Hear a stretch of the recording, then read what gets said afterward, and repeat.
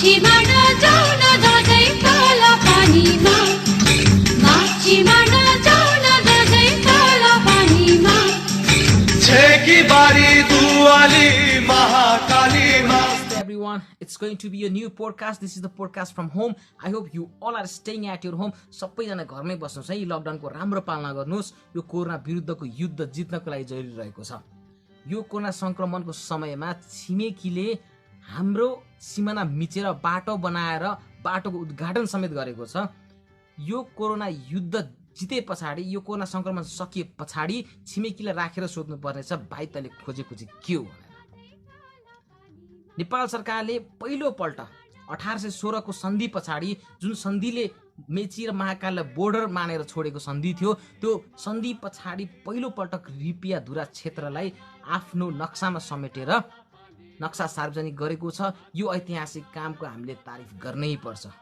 हिजोसम्म जे भए, तर आज सरकारले गरेको कामको हामीले तारिफ गर्नै पर्छ र यो तारिफ योग्य काम हो। तपाईहरु जुनसुकै राजनीतिक पार्टीको झण्डा बोकेर हिँड्नुस्, तर जब कसैले राष्ट्र हितको लागि काम गर्छ भने त्यो कामको हामीले तारिफ गर्नुपर्छ है साथी हो। हामी कुनै पनि राजनीतिक पार्टीको पेवा हैनौं, हामी केवल राष्ट्रको विकास चाहने जनता हो भन्ने कुरामा तपाईहरु स्पष्ट रहनुपर्छ। हामी सानो राष्ट्र दुईटा ठूला छिमेकीको बीचमा रहेको छौं। एउटा छिमेकी हामीसँग वास्ता केही पनि राख्दैन। अघि एउटा छिमेकी छ महाचुतिया। त्यो छिमेकीको प्यासन भनेको सीमा अतिक्रमण गर्ने। उसँग जतिवटा देशको सिमाना छ सबैसँग सीमा विवाद छ। नेपालसँगको सीमा विवाद पनि आजको हैन, धेरै अगाडिको। हामी त छिमेकी हो भने सहेर बस्दैको, छिमेकी हो यार सहेर बस्दैको हैन। छिमेकीले अति नै गर्न थाल्यो।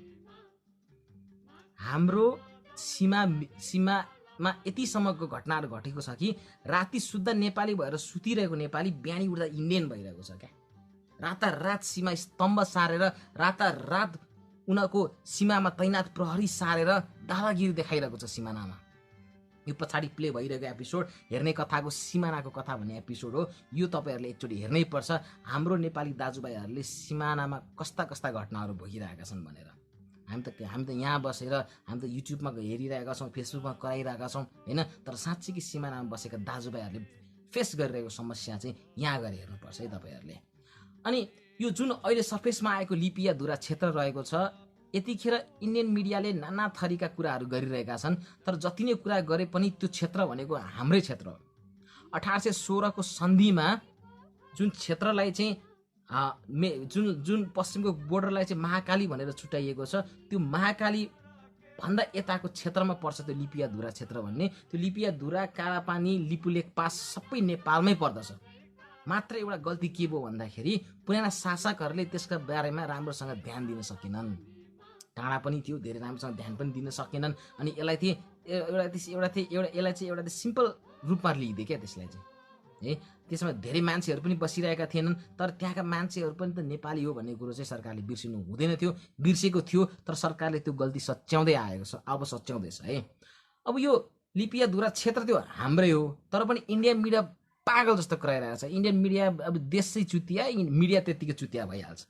अब यहाँबाट के स्पष्ट हुन्छ भने त्यो स्वयं राष्ट्रबाटै सञ्चालित भएको इन्डियन मिडियाहरू हो त्यो भन्ने कुरा हामीलाई मजाले थाहा हुन्छ क्या। किनकि मिडिया भनेको देशको चौथो अभिन्न अङ्गको रूपमा लिइन्छ। अनि त्यो मिडियाले के बोलिरहेको छ भन्ने कुरोको हेक्का के सरकारलाई छैन त? मोदी सरकारलाई छैन त? छ नि मोदी सरकार, तर मोदी सरकार अझै चुप बसिरहेको छ।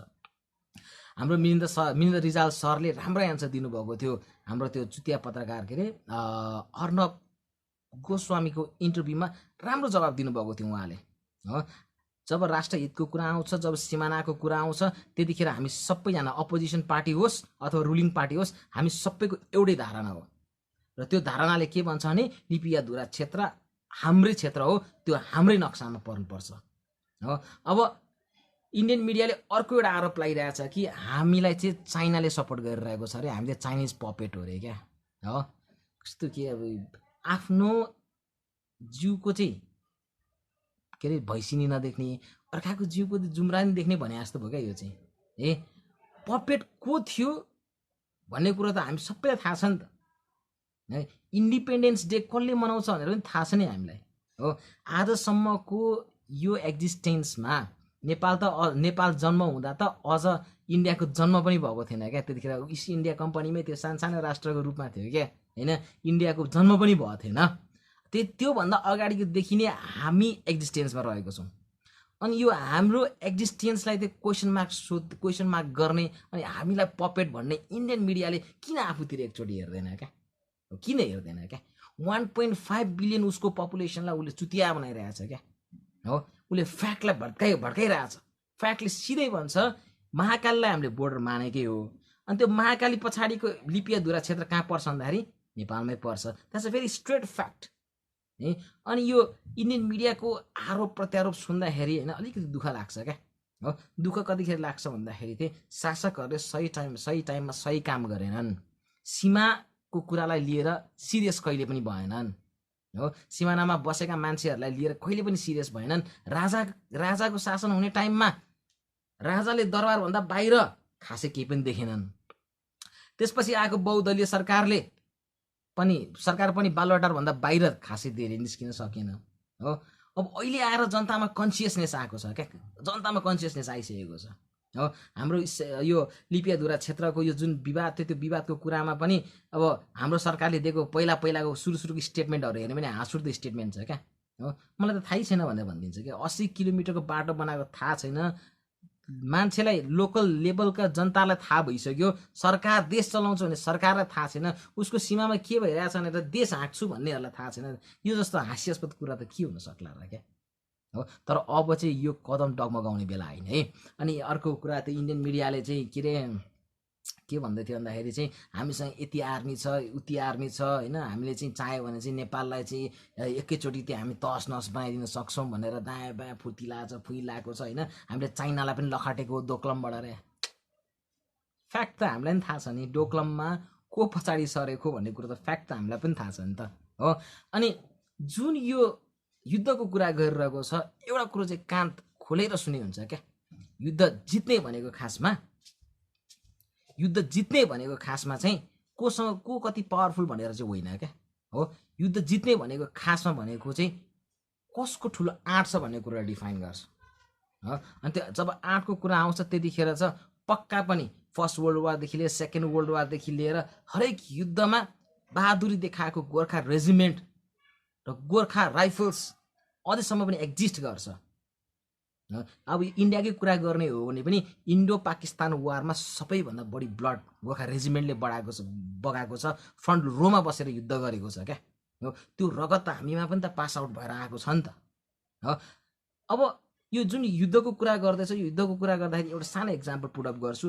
नर्थ कोरिया जहाँ चाहिँ भोकमरी ज्यादा छ गरिबी ज्यादा छ त्यो नर्थ कोरियाले पनि त युएसएलाई थर्काएर राखेको छ नि त छैन र हो। युएसएले आजसम्म नै आक्रमण गर्छु तर कहिले आक्रमण गर्न सक्दैन हो। अब हात्तीलाई मार्नका लागि सानो कमिला पनि त काफी हुन्छ नि हुँदैन र हो। म के ठुलो राष्ट्र हुँ भन्दैमा जे नि गर्न पाइन्छ। अब चाहिँ सरकारले कदम डगमगाउने बेला होइन है। सरकारले कदम डगमगाउने बेला होइन। नाकाबन्दी हान्छ जे बन्दी हान्छ भाइ लेट्स फेस इट के हुन्छ लेट्स सी होइन। त्यत्रो हामीले नाकाबन्दी पनि सहेको हो नि त। नाकाबन्दी त हाम्रो लागि त नयाँ कुरो त होइन नि त। लाइन बस्नेको त हाम्रो नयाँ कुरो त होइन हो।